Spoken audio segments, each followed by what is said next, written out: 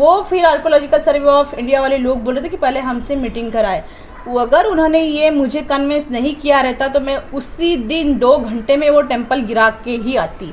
ये मैंने ठान ही लिया था, आप मुझ पर चाहे कितनी केस कर लो, कितने हिंदुओं को मेरे सामने डालो, मैं सबसे लड़ लूंगी। पौनी जो है नागपुर से लगभग 80 किलोमीटर दूरी पे है और भंडारा जिला में आती है। तो पौनी का जो स्तूप है वो भगवान बुद्ध के महापरिनिर्वाण के बाद में उसको बनाया गया था, सम्राट अशोक के पहले, और उसको निर्माण करने वाले नागवंशीय लोग थे। 2015 में भंडारा कलेक्टर को एक पत्र भी लिखा था कि ये जो जगन्नाथ टेम्पल है ये एक अतिक्रमण के तौर पे है।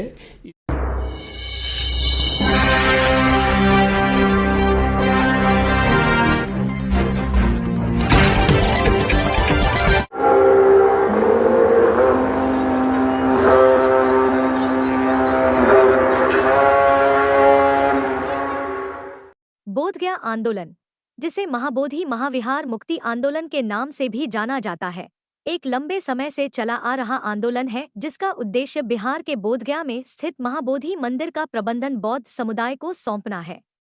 यह मंदिर बौद्ध धर्म के सबसे पवित्र स्थलों में से एक है, क्योंकि यहीं पर गौतम बुद्ध को ज्ञान प्राप्त हुआ था। आंदोलन के मुख्य कारण प्रबंधन में असमानता। वर्तमान में महाबोधि मंदिर का प्रबंधन बोधगया मंदिर प्रबंधन समिति द्वारा किया जाता है, जिसमें हिंदू और बौद्ध दोनों समुदायों के प्रतिनिधि शामिल हैं। बौद्ध समुदाय का मानना है कि मंदिर का प्रबंधन पूरी तरह से उनके हाथों में होना चाहिए। इस आंदोलन के चलते हुए और एक बात सोनाली शिलालेख मैडम ने सामने लाई है। महाराष्ट्र के भंडारा जिला तहसील पवनी में एक सम्राट अशोक के पहले से ही बना हुआ प्राचीन बौद्ध स्तूप पाया गया है और शासन के पुरातत्व विभाग ने भी यह साबित किया है कि वह प्राचीन बौद्ध स्तूप है। भंडारा के जिलाधिकारी ने आदेश दिया था कि वह कुछ सालों पहले बना मंदिर किसी और जगह पर स्थानांतरित किया जाए, लेकिन यह मामला फाइलों में दबा पड़ा हुआ है। इसी सिलसिले में सोनाली शिलालेख 13 मार्च को किसी तरह पवनी पहुंची और पुलिस थाने में निवेदन दिया कि वहां से मंदिर का अतिक्रमण हटाया जाए। सोनाली शिलालेख ने कहा कि बोधगया का आंदोलन पूरे देश भर में चल रहा है, लेकिन हमारे आसपास कई बौद्ध स्थलों पर अतिक्रमण किया हुआ है। हम अपने ही निवास स्थान से यह आंदोलन शुरू करें तथा प्राचीन बौद्ध स्थलों के धरोहर पर किया हुआ अतिक्रमण हटाया जाए।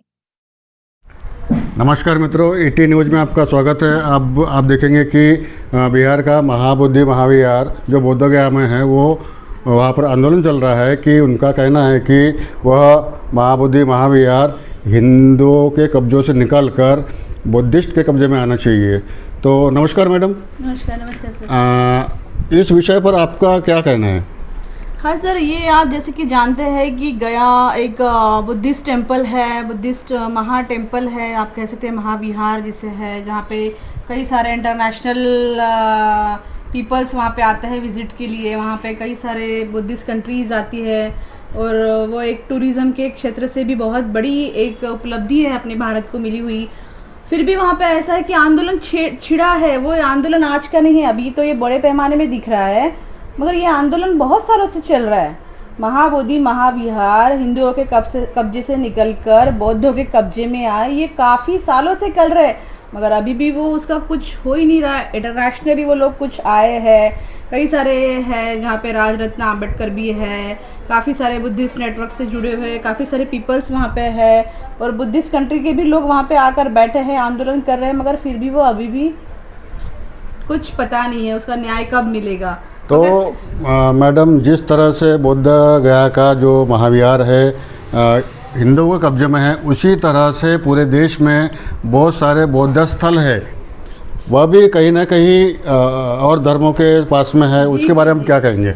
जी जी जी, एग्जैक्टली, बहुत अच्छा सवाल पूछा सर आपने। Thank you so much, thank you so much. देखिए, जैसे हम जानते हैं कि Buddhist archaeological survey of India, आपने नाम सुना होगा, पुरातत्व विभाग के जो लोग हैं, कहीं कहीं कितनी दूर तक अफ़गानिस्तान तक, पाकिस्तान में भी कई ज़्यादा खुदाई होने के बाद ये मिला है कि वहाँ पे बुद्धिस्ट मूर्तियाँ निकली है, बुद्ध की मूर्ति हमें मिली है। मगर फिर भी क्या हुआ, इतनी बड़ी बुद्धिस्ट कंट्री होने पर भी इंडिया आज हिंदुस्तान के नाम से जाना जाता है। हालांकि भारत नाम है, मगर फिर भी वो हिंदुस्तान के नाम से जाना जाता है। और ये अगर मैंने ये जाना समझा, जितना मैंने सोचा कि ये महाबोधि विहार के लिए अभी लड़ रहे, इतने सालों से लड़ाई कर रहे, तो क्यों ना हमें कुछ इनिशिएट लेना चाहिए। तो मैंने एक मीटिंग अटेंड की तो मुझे वहाँ पे पता चला तो ये तो विदर्भ में भी है, पूरे महाराष्ट्र में ऐसे कई सारे ऐसे लेणीज है, कई सारे ऐसे Buddhist archaeological survey of India के हाथ में जो प्रूफ है, ऑथेंटिक प्रूफ है, तो ऐतिहासिक प्रूफ होता है। हालांकि ऐतिहासिक प्रूफ पे लोगों ने जाना चाहिए, मगर ऐसा कुछ हो नहीं रहा है। तो ये कब तक हम ऐसे चलने देंगे जब आपको हिस्टोरिकल एविडेंस मिल रहा है, फिर भी वो हिंदुओं की आस्था का विषय क्यों बने? सोनाली शिलालेख मैडम ने भंडारा जिले के पवनी में स्थित प्राचीन बौद्ध स्तूप के बारे में इस वीडियो में उल्लेख किया है। उस बौद्ध स्तूप की जानकारी हम जानते हैं आर्कियोलॉजिस्ट डॉक्टर सत्यजीत से, ताकि सोनाली शिलालेख की बातों को पुष्टि मिल जाए। उसके बाद सोनाली शिलालेख इस विषय में क्या कहती है यह देखेंगे। सर, जिस तरह बोध गया में है उसी तरह से अपने महाराष्ट्र में भंडारा जिले में पवनी में भी एक बौद्ध स्तूप है, वो भी थोड़ा वादग्रस्त है। जी जी। तो उसके बारे में सर आप कुछ बताएंगे? ये जो पवनी जो है नागपुर से लगभग 80 किलोमीटर दूरी पे है और भंडारा जिला में आती है। तो पवनी का जो स्तूप है वो भगवान बुद्ध के महापरिनिर्वाण के बाद में उसको बनाया गया था, सम्राट अशोक के पहले, और उसको निर्माण करने वाले नागवंशीय लोग थे।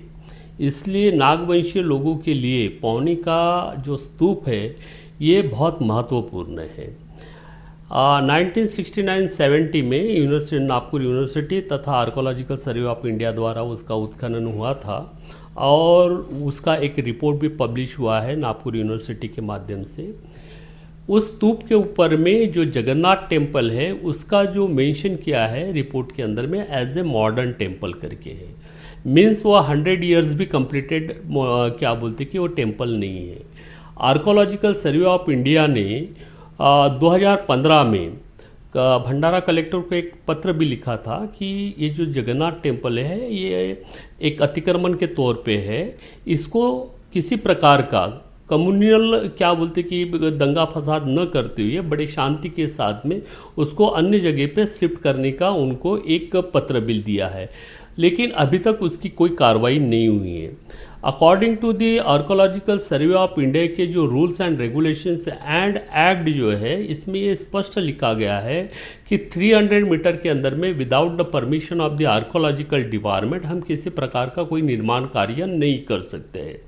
अनफॉर्चुनेटली, दुर्भाग्य से कि पौनी के स्तूप से लगभग 25 मीटर के दायरे के अंदर में वहाँ पे लेआउट डाला गया था, वो लेआउट भी कैंसिल किया सर्वे आर्कोलॉजिकल सर्वे ऑफ इंडिया ने।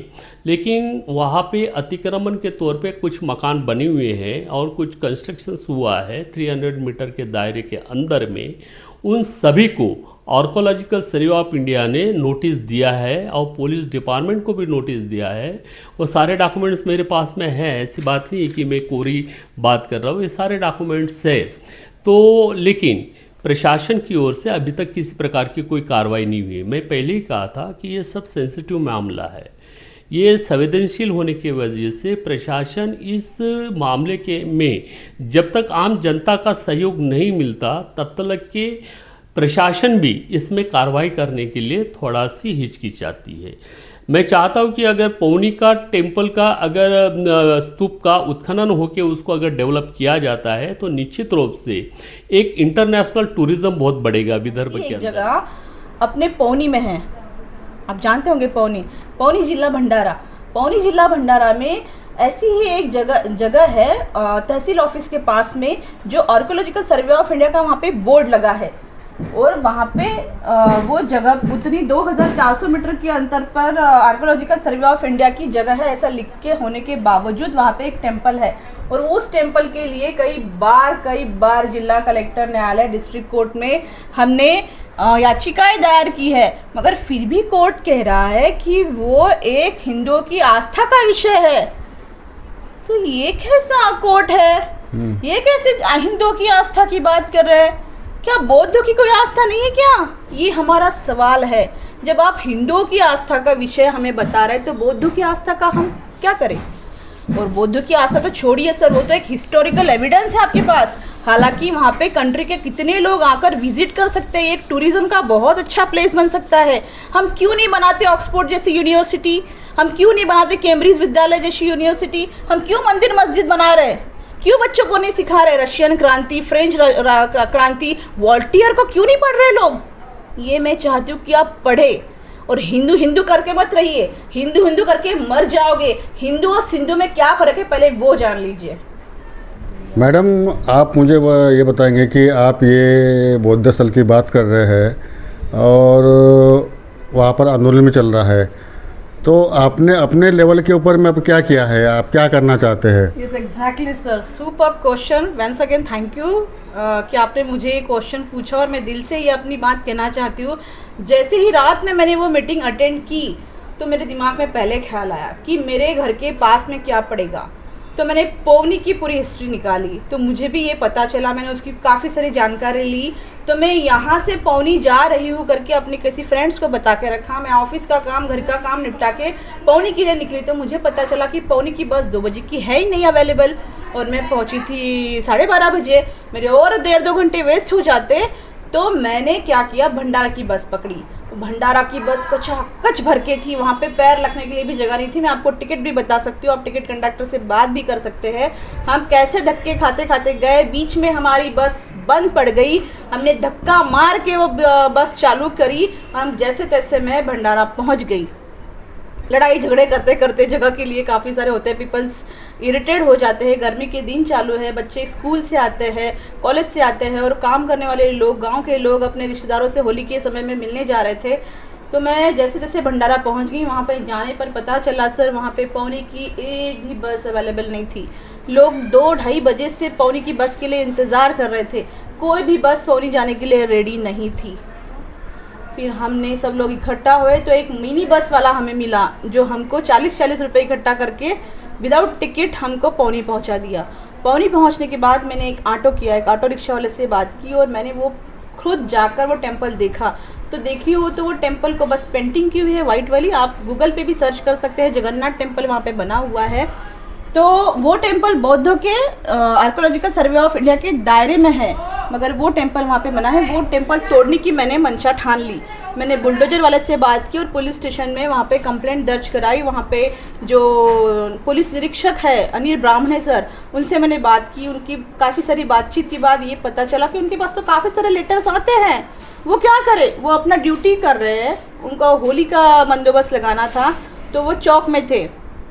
फिर मैंने चौक में ही उनसे मिलने की ठानी। मैंने काफ़ी देर तक वहाँ पे उनकी राह देखी, उनके ऑफिस में बैठी, उनके ऑफिस कलीग से बात की, पुलिस वालों से बात की। होमगार्ड वाली मैडम थी वहाँ पे, एक नगरकर मैडम, वहाँ पे एक सुप्रीम कोर्ट के एडवोकेट थे, उनसे भी बातचीत की। तो आफ्टर ऑल वो नहीं आए तो मैं बंदोबस्त की जगह पर गई और उनसे मैंने बातचीत की। तो बातचीत के दौरान यही पता चला, उन्होंने मुझे काफ़ी अच्छा गाइड किया। वो बोले कि ये तो होता है, आप ऐसा मत करिए। हमारे पास आर्कियोलॉजिकल सर्वे ऑफ इंडिया के लोग आए, हमारे पास इलीगली डॉक्यूमेंटेशन लाए तो हम उन्हें बंदोबस्त प्रोवाइड करेंगे, आप खुद होके वहाँ पे वो टेम्पल मत गिराइए। हालांकि मैंने बुलडोजर वाले से बात कर ली थी, वो बुलडोजर वाला 2 घंटे में वो टेम्पल गिराने वाला था। तो मैडम, आपका ये कहना है कि इस आंदोलन के लिए बुद्धिस्ट लोगों ने ही आगे आना चाहिए, तब कहीं इसका हल निकलेगा? यस सर, ये क्या है, हमारा मास है। जैसे कि आप जानते हैं बुद्धिस्ट लोग बने हैं यस्सी से, और यस्सी जो है मांग, महार, मेहतर, चंभार, ये लोग उतने पिछड़े अभी नहीं है कुछ मात्रा में, कुछ पैमाने में वो लोग अभी भी गांव में पिछड़े हैं, मैं नहीं बोलती नहीं है, मगर उन पिछड़ों की ताकत को ये लोग नहीं समझ रहे। ऑफिसर्स लोगों ने अगर उनकी प्रॉपर सेवा की रहती, प्रॉपर गाइडेंस किया रहता, तो वो जो मास जो पिछड़ा है वो भी आगे आता। हर कोई चाहता है, हर कोई धर्म से प्यार करता है, मगर वो प्रॉपर वे उनको मिल नहीं रहा है। तो प्रॉपर वे मिलने के लिए मैं खुद मास में जाकर मास को इकट्ठा कर रही हूँ। मैंने खुद वहाँ पे कई लोगों से बात की, फिर मैंने आर्कोलॉजिकल सर्वे ऑफ इंडिया के ऑफिसर्स का नंबर निकाला, हमारे जो सत्यजीत मौर्य सर है उनसे कनेक्शन लिया। वो फिर आर्कोलॉजिकल सर्वे ऑफ इंडिया वाले लोग बोल रहे थे कि पहले हमसे मीटिंग कराए। वो अगर उन्होंने ये मुझे कन्विंस नहीं किया रहता तो मैं उसी दिन 2 घंटे में वो टेम्पल गिरा के ही आती। ये मैंने ठान ही लिया था। आप मुझ पर चाहे कितनी केस कर लो, कितने हिंदुओं को मेरे सामने डालो, मैं सबसे लड़ लेती। ये मैंने खुद होके किया। अब मैं आपको भी ये बता रही हूँ कि आप अपने हित के लिए खुद जागे होइए, किसी गवर्नमेंट की ज़रूरत नहीं है। आप मास हो, मास की ताकत गवर्नमेंट को बताओ बस। धन्यवाद मैडम। मित्रों, आज आपने ET न्यूज़ में देखा है कि मैडम ने ये कहा है कि इस आंदोलन के लिए बुद्धिस्ट लोगों ने ही आगे आना चाहिए, तब कहीं इसका हल निकलेगा। धन्यवाद साथियों। ET न्यूज़ को लाइक, कमेंट तथा सब्सक्राइब करें।